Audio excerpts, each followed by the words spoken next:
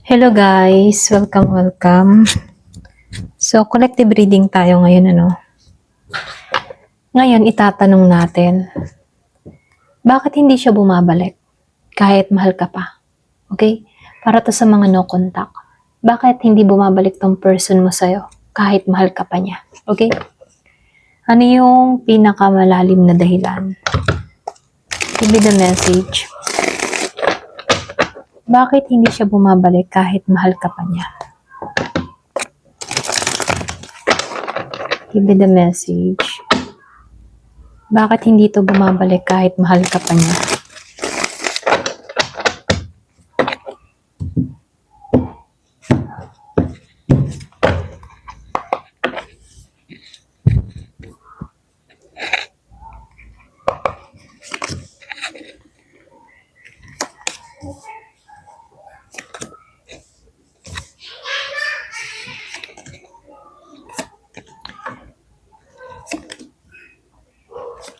So, meron ditong Earth sign, Virgo, Capricorn, Taurus, Malakas.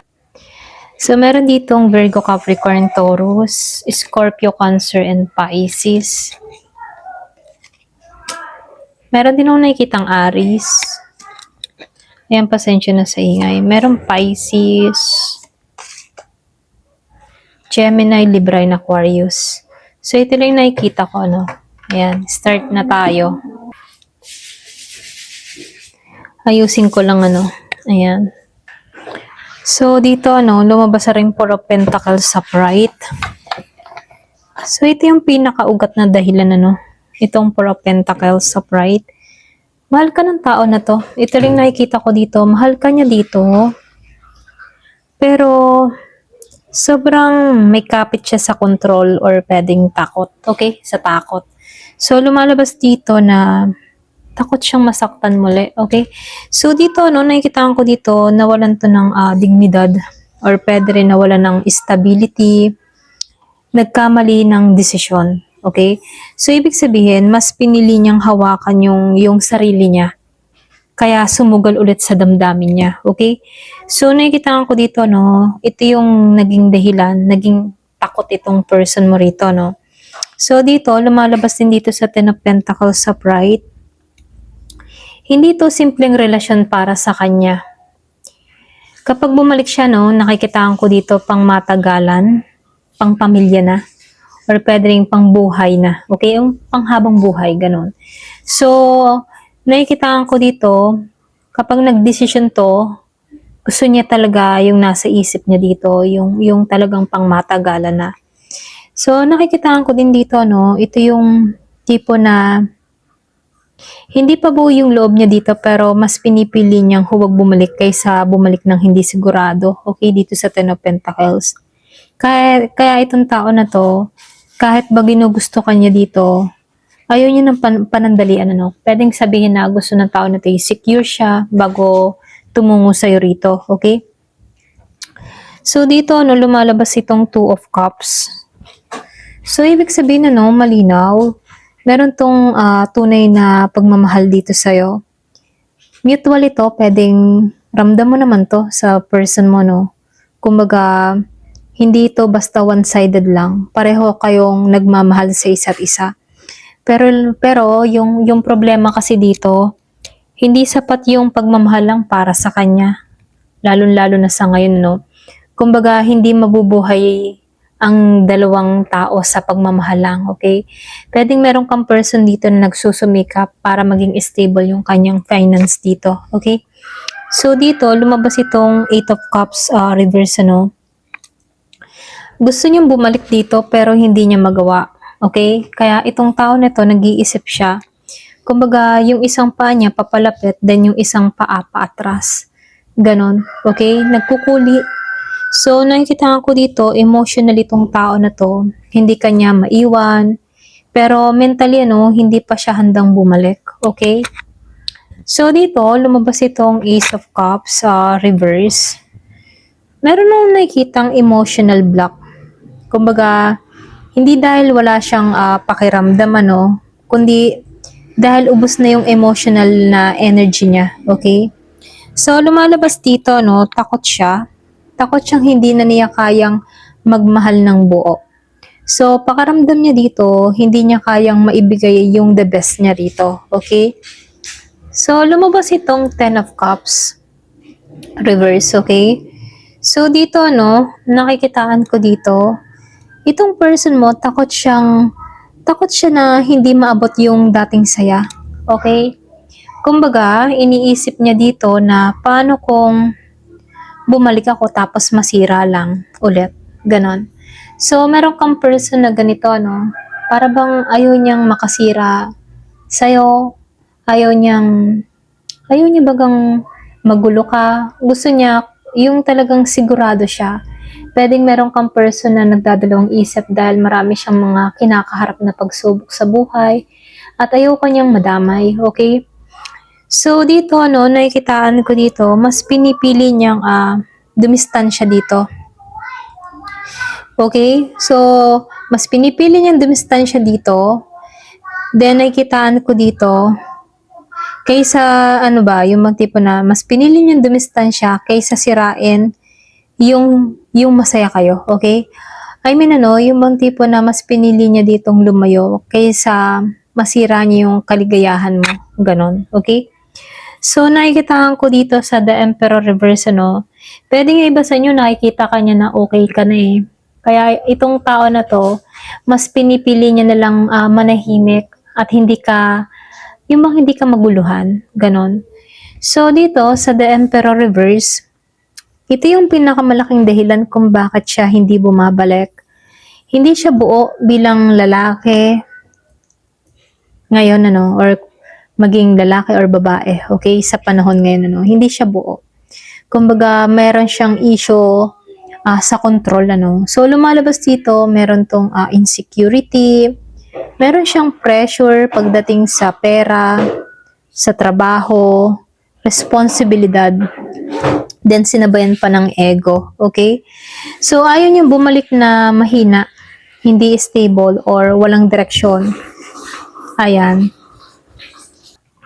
So, dito, lumabas itong Nine of Pentacles reverse dito. So, dito, nakikitaan ko dito, yung bang tipo na, itong tao na to, hindi pa siya independent dito, or pwede rin, hindi siya confident sa sarili niya. Okay?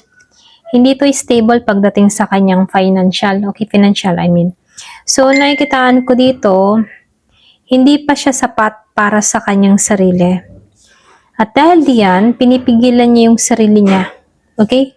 Ito yung pinakamalaking dahilan kung bakit hindi to tumutungo sa'yo. Then, sinabayan din siya dito ng Justice Upright. Okay? Kumbaga, dito sa Justice Upright, hindi ito basta pag-iwas lang, sinusubukan niyang gawin yung tama ayon sa konsensya niya. So, nakikitaan ko dito, may gusto siyang, yung bang tipo na gugustuhin na lang ng tao na to na manahimik, mga ganun, or magdusa, mag-isa.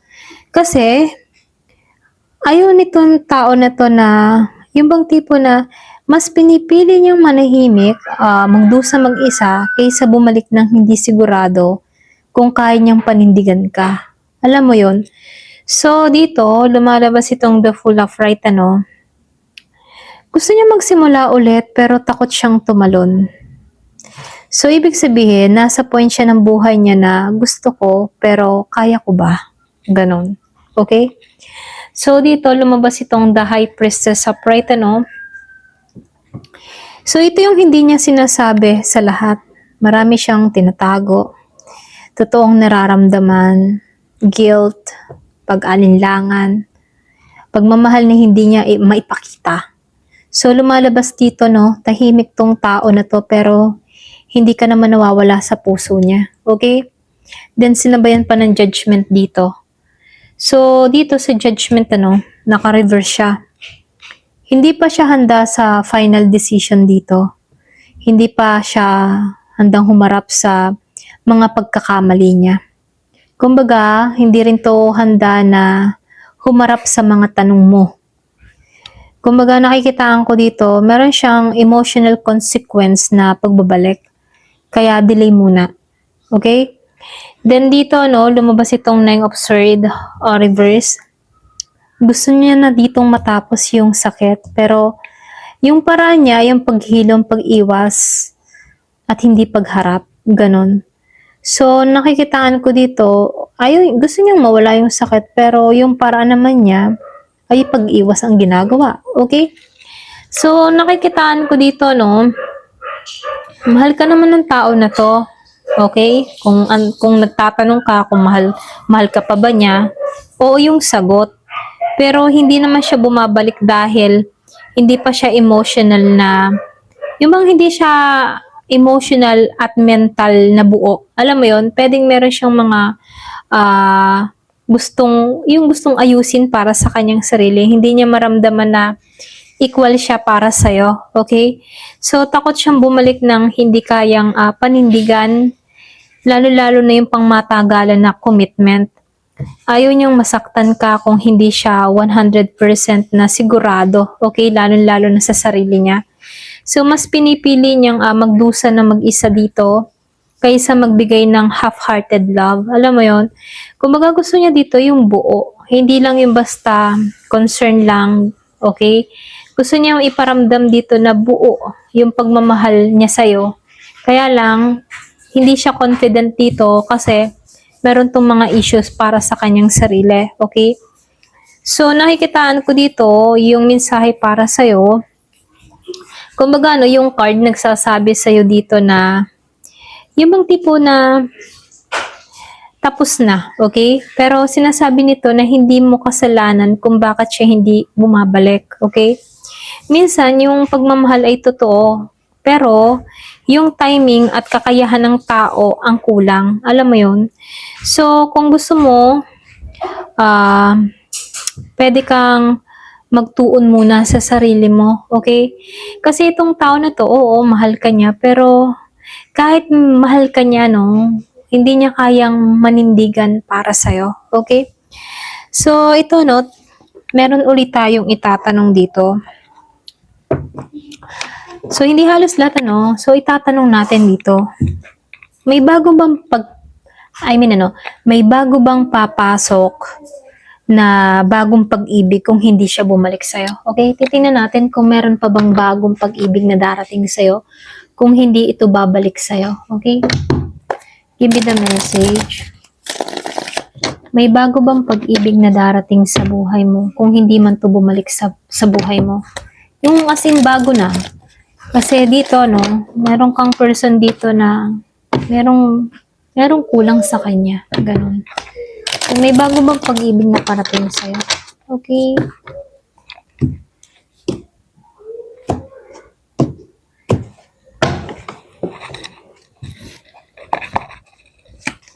So, King of Swords reverse. The Hermit reverse. O, 5 of Wands. 9 of Wands. 9 of Pentacles upright. Ace of Wands upright. Knight of Cups, reverse. Page of Cups, reverse. 5 of Swords, reverse. 2 of Pentacles, reverse. The Hangman. 4 of Swords, reverse. And the Moon. Okay? So, meron nung nakita ditong Virgo, Libra, Gemini, Aries, Leo, Sagittarius, Scorpio, Cancer, and Pisces, Aquarius, and Libra. So, halos lahat andito, no? Nangingibabaw lang dito si Virgo, si Taurus, Scorpio, si Pisces. Okay? So, start na tayo. So, dito, no, lumabas itong The Hermit reverse.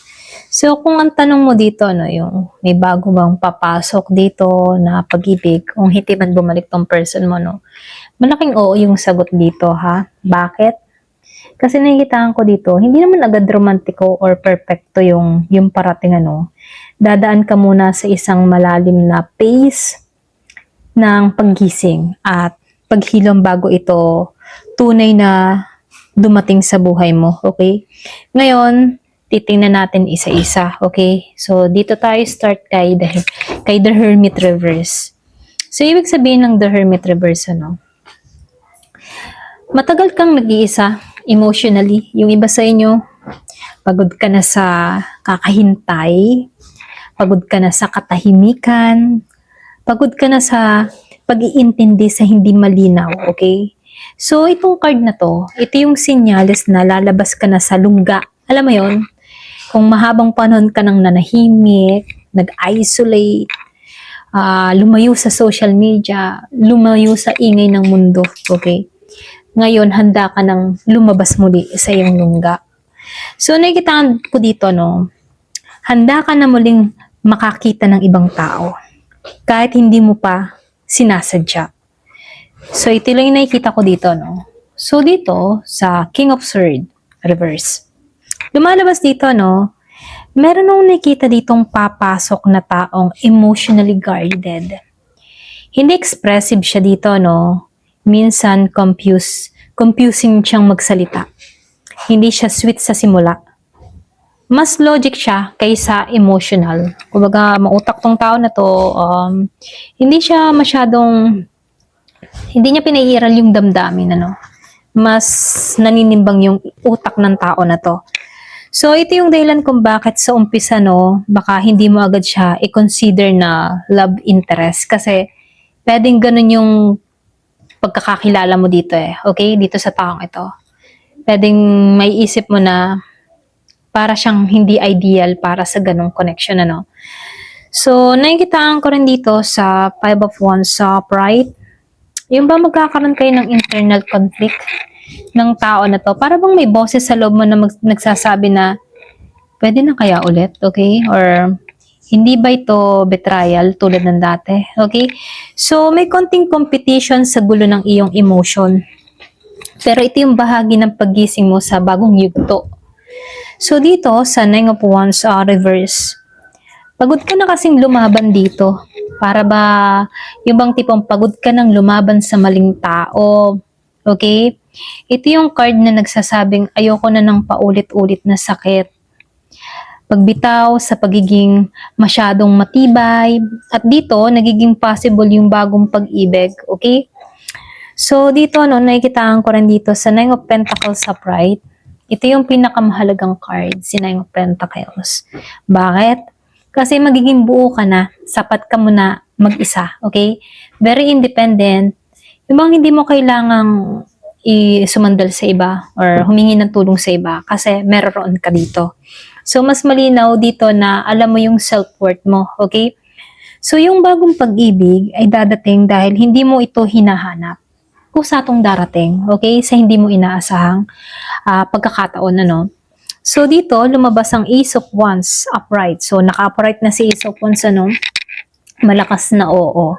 So, may bagong spark, biglaan. Exciting, pwedeng buhay na buhay yung energy nito, okay? Pwede itong bagong kakilala, bagong environment, bagong simula na hindi mo naman inaasahan.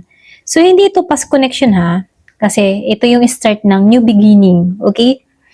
So, dito sa Knight of Cups, sa reverse, ano, hindi siya fairy tale sa simula.